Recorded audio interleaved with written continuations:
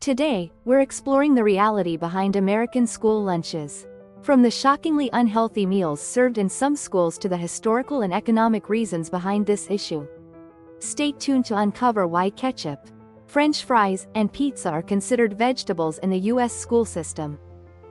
If you find this video interesting, please support us by hitting the like button and subscribing to our channel. Now, let's dive in. On January 12, 2022, Christopher Bangelo, living in a poverty-stricken area in New York State, posted photos on social media of the school lunches his high school-aged son had been eating over the past few months, causing a significant stir. The reason was the lunches were incredibly unhealthy.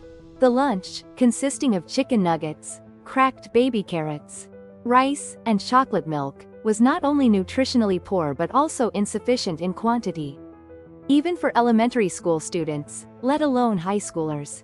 The photos Bangelo posted on social media were quickly shared by many people and spread widely. Even officials from the prison on Rikers Island, upon seeing the photos, commented, "Even inmates are getting more balanced meals than this." Some might think this is because the school is in a poor area. But while there are differences from school to school, public school lunches have long been notorious for being unhealthy. In 2023, a product called Lunchables was also recognized as an acceptable school lunch. Lunchables are food items similar to snacks. Despite being one of the wealthiest countries in the world, why does the United States provide such low-quality school lunches? The primary reason is budget constraints. In American public schools, the cost of a school lunch per student is about $1.30. No matter how much mass production is done, it is difficult to create a balanced meal for $1.30. This $1.30 includes not just the cost of ingredients but also labor, equipment, and electricity expenses. To understand why the cost of a school lunch in the United States, the world's top economic power, is $1.30, we need to trace the history of the American school lunch program. In 1935, during the Great Depression, the worst economic crisis in American history, many children were suffering from malnutrition and hunger. The U.S. Congress allocated a budget to the school lunch program for the first time to solve children's nutritional problems. At that time, the Roosevelt administration purchased surplus agricultural products from farmers and provided them to schools. Thanks to this initiative, many children were able to have balanced meals for free or at low prices. In 1946, Congress passed the National School Lunch Act, which required schools to provide lunches and began increasing the budget for the school lunch program, allowing even more children to eat government-supported lunches. During the Eisenhower and Nixon administrations, the lunch budget continued to grow. In 1966, subsidies for low-income children and milk and lunch programs were added, further increasing the lunch budget. Up until this period, American school lunches were sufficient in both quality and quantity. However, the situation changed dramatically in 1981 when Ronald Reagan, who advocated for a small government, took office. Congress cut the budget, and as a result, the school lunch program also faced budget cuts. Reagan reduced lunch subsidies by about 24%, and as a result, schools, suddenly facing severe financial shortages, could no longer maintain nutritious menus as before. Nonetheless, since schools couldn't compromise on food quality, the USDA established nutritional standards for school lunches in 1979. The standards required school lunches to include at least 2 types of vegetables. However, schools facing financial difficulties due to sudden budget cuts could not meet these standards. In such a situation, the Reagan administration came up with an outrageous measure, recognizing ketchup as a vegetable. The logic was that since the main ingredient of ketchup is tomatoes, it should also be classified as a vegetable. Although this was nutritionally nonsensical, it was not a bad measure for schools struggling with financial difficulties. Due to these budget cuts and changes in nutritional standards, American school lunches transformed into something akin to junk food. Also, around this time, fast food companies began entering the school lunch business. Fast food companies supported school lunch programs with funds and provided lunches at low prices that met the USDA's relaxed standards. For schools, there were no other vendors who could provide lunches as smoothly as fast food companies. So it was more beneficial to contract with them. By contracting, schools could also save costs by not having to establish cooking facilities or hire cooks. Schools did not prioritize the fact that high-calorie meals could lead to obesity among children. By around 2005, over half of American schools had introduced fast food, with companies like McDonald's providing school lunches, resulting in hamburgers, French fries, and pizza being served as school lunches. By this point, solving the lunch problem had become more than just a budget issue.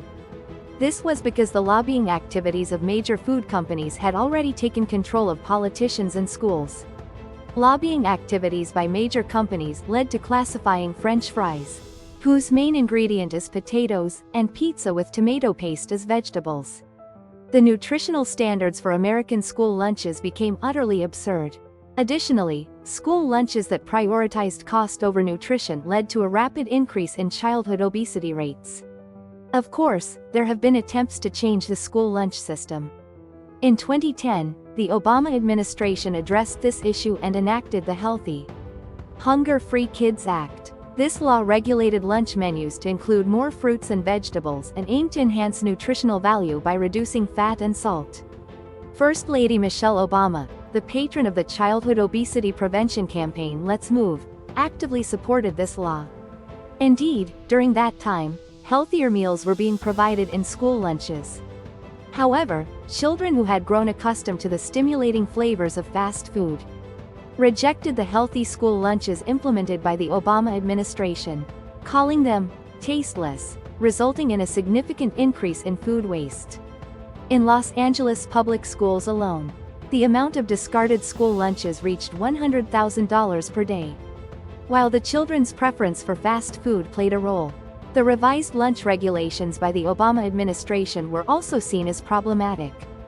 Additionally, the U.S. Congress, having received bribes from lobbying groups, opposed the idea of forcing children to eat certain foods.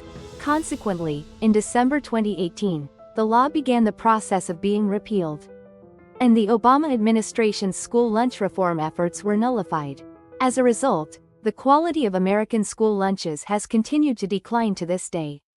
In summary, the quality of American school lunches started to deteriorate rapidly from the Reagan administration due to drastic budget cuts and relaxed nutritional standards.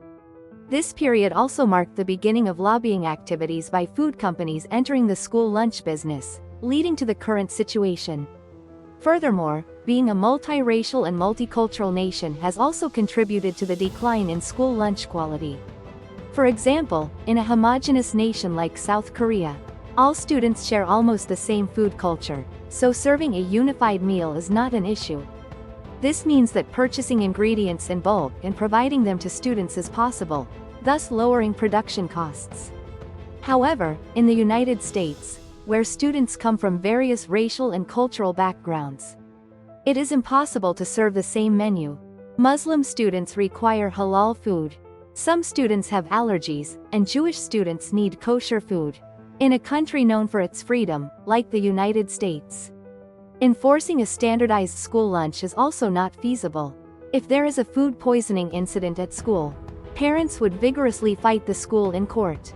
Additionally, to cater to the specific needs of kosher and halal food while ensuring nutritional balance, it is easier to provide pre-prepared food rather than cooking directly. While early reform is necessary, given the lobbying activities and past failures, reforming the system remains challenging for the foreseeable future. This has been an overview of the complexities and challenges surrounding American school lunches. Thank you for watching. Don't forget to like, comment, and subscribe for more insightful content. Take care, and see you in the next video. Goodbye.